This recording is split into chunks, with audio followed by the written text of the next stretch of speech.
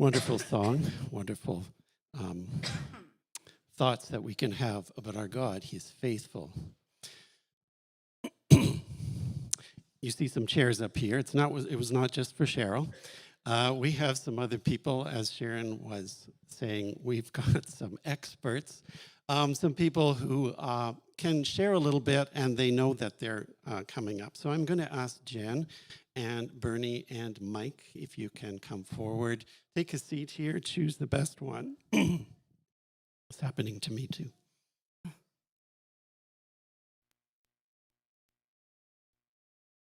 Come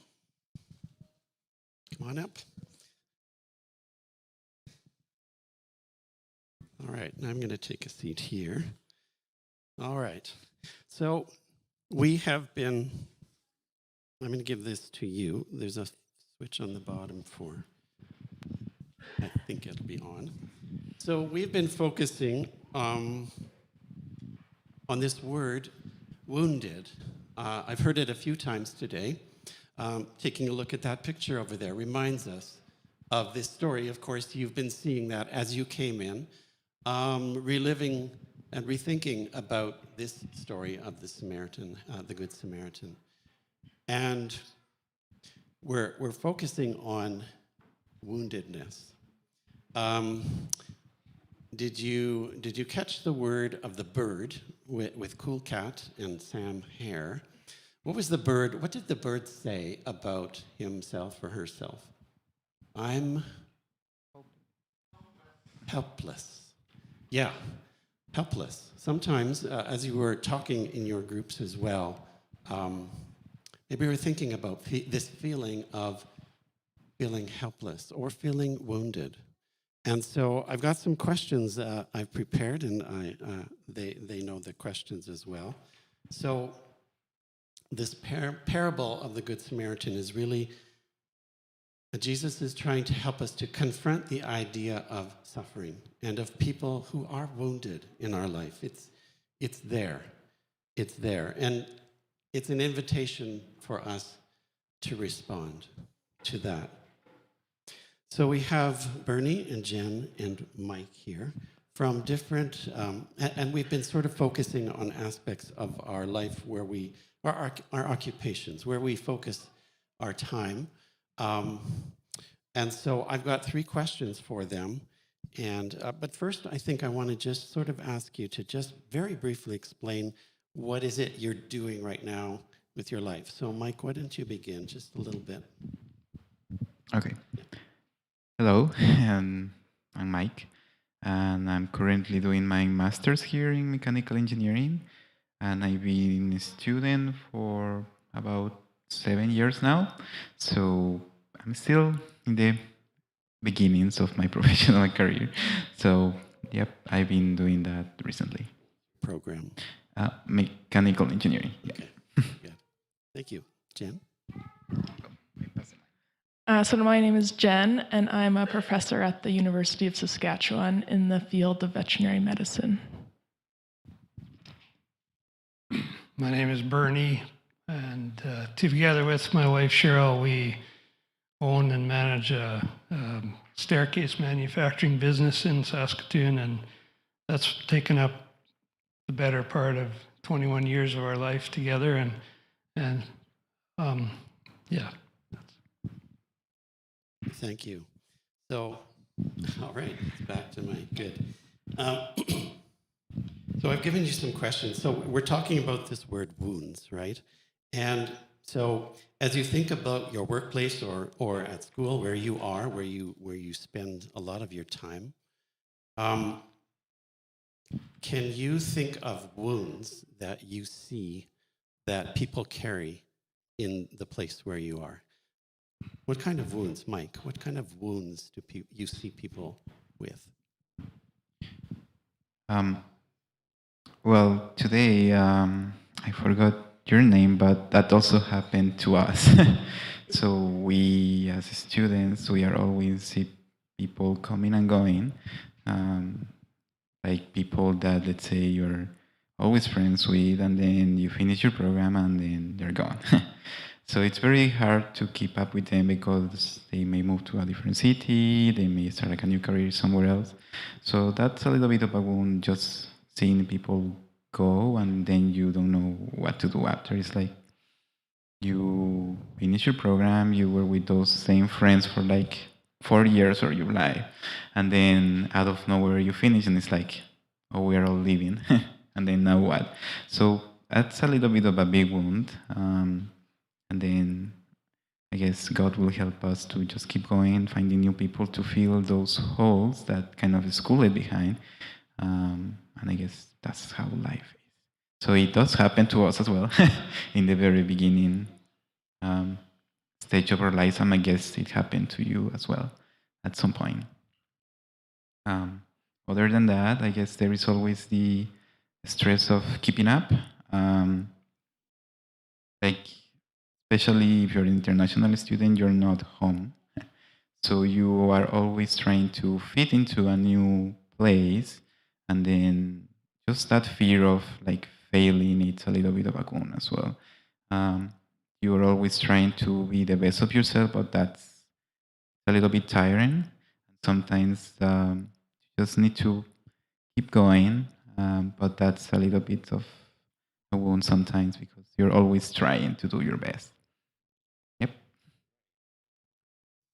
Hello? There we go.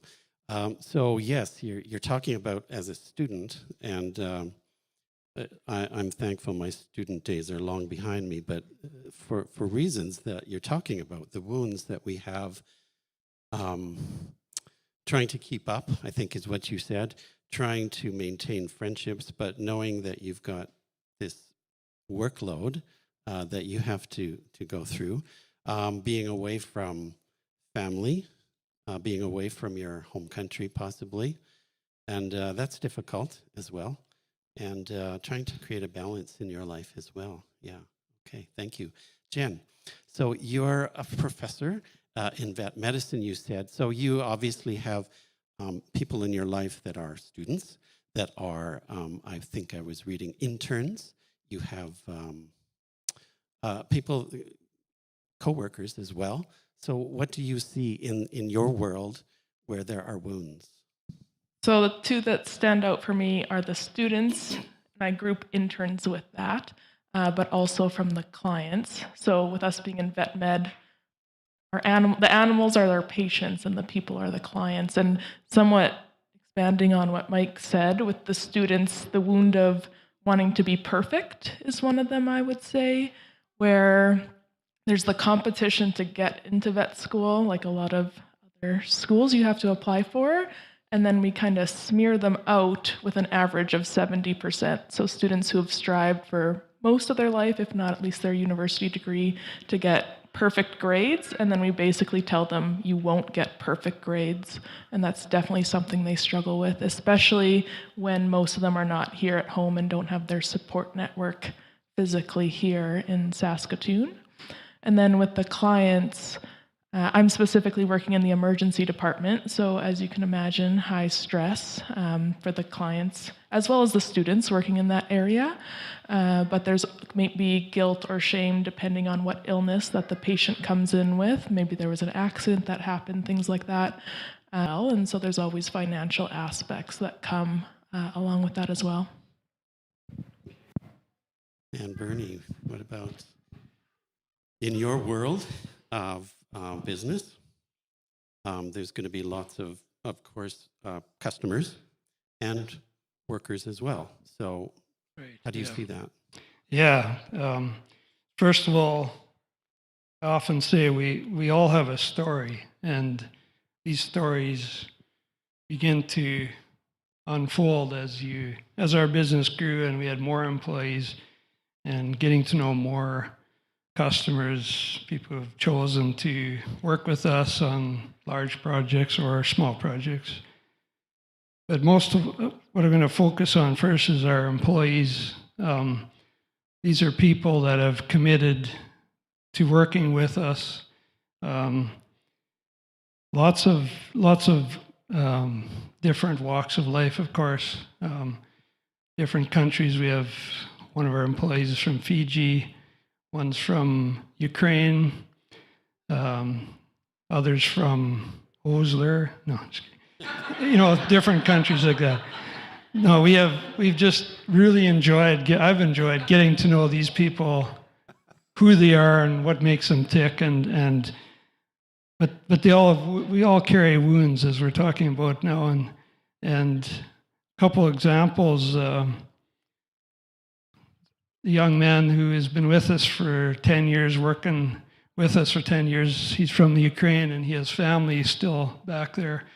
So that brought that our team is quite close. So that was quite difficult, not only for him and his wife and family, but it kind of spread into our company where the guys, other coworkers really we weren't sure what to do for him, and he kind of shut down, and that was difficult because we didn't know how to care for him. And I had opportunity to meet with his pastor of the church he attends, and that was really good. We prayed together for him, and yeah, that was a deep wound. That was hard to watch him just do his own thing. He put his head down, just worked, because he didn't know how to kind of deal with that. And he knew that these were the people that cared for him deeply,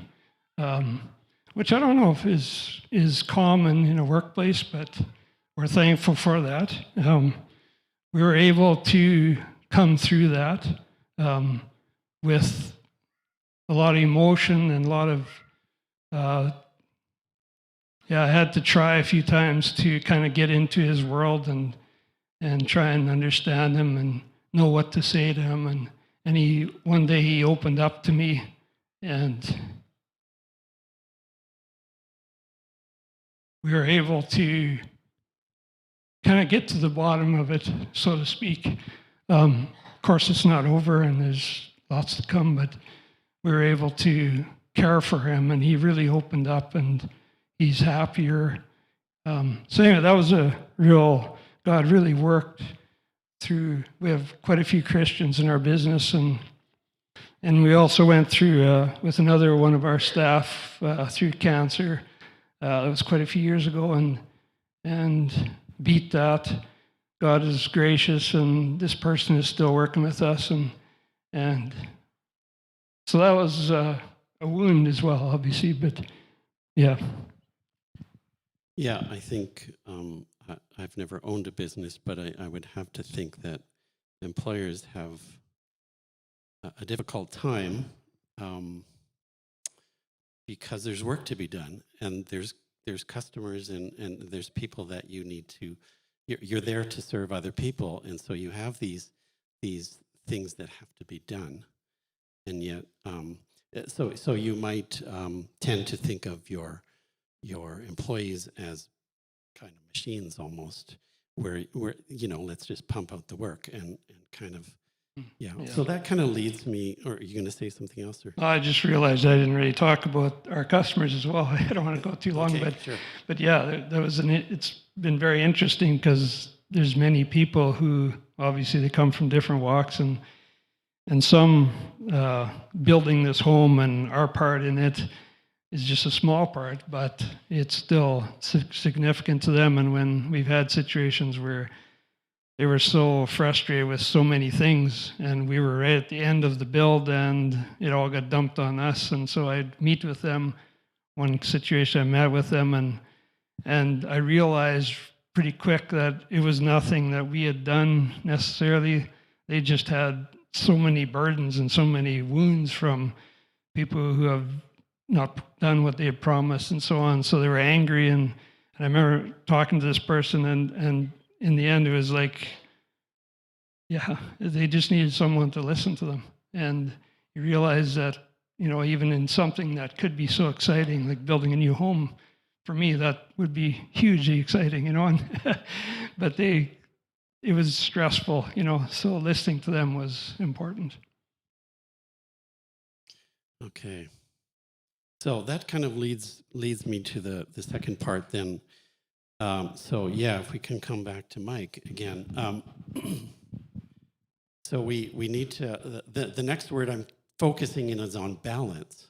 So we have this thing where as I said, we've got there are things that need to be done in all of your workplaces and in school, things that need to be done and deadlines and just things that have to be accomplished, and people are counting on that.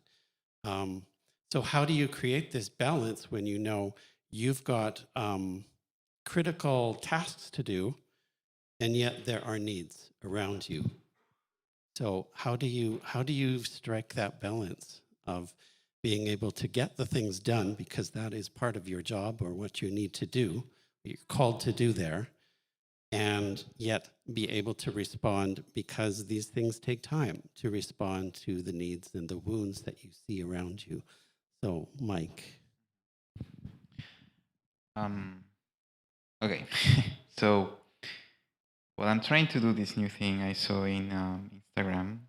I know, modern days, but it's called the 4-20-20-20 system. 40-20-20-20 system. So I try to divide my time 40% to like the important stuff like school, like taking care of all the assignments and all the stuff. And then 20% I try to do like, taking care of myself, like food, groceries, those stuff. The other 20% for like improving myself a little bit better, like through a hobby, learning something new. And then the other 20% is basically hanging out with people, so you're still connected to the world. So in my case, the way I find balance is to keep myself busy in different things. So even though they will still be there, you are doing other stuff as well that might take for the better lack of works, the pain off. I don't know how else to call it, but yeah, if you keep yourself busy, then the wound is not as painful as it seems. So that's how I try to handle it these days. And it was a nice video I saw in Instagram, so it's like, okay, I've been applying that for almost 5 years now, so it works. Mathematical equation, I like that. Although, yeah, math is not my strength either. That's great. Yeah, so you're thinking about dividing it in percentages in your life. Wonderful. Mm-hmm. Okay, Jen. Same question, of course. How do you strike that balance between things that obviously need to be done? As a professor, you require things. University does too. And yet you see needs around you as well and wounds. So for this part, I'm going to switch it a little bit. So a lot of my teaching happens on the clinic's floor, and nothing shuts down a student's brain quite as much as putting them in a high-stress environment like the emergency room, when they have to make a decision quick and they can't go to a textbook to look things up. And so for me, like Bernie said, that everyone has a story, and I think building those relationships is really important for striking that balance and making sure that the students feel safe in that environment, even to make a mistake, because that's the perfect time too, when there are so many layers of protection for them. So even if you're breaking down a case, asking them questions, making sure that they feel safe to provide an answer, even if it's not the right answer in that environment, and also changing the preparation that they have. So I do a lot of simulation training with the students, so that I tell them it's pretty hard to kill a stuffed animal. And so that's usually where we start, up in the simulation room, where there's no live pets, there's no actual clients, so that they can make those mistakes in a really safe environment. And also for clients, relationship there as well.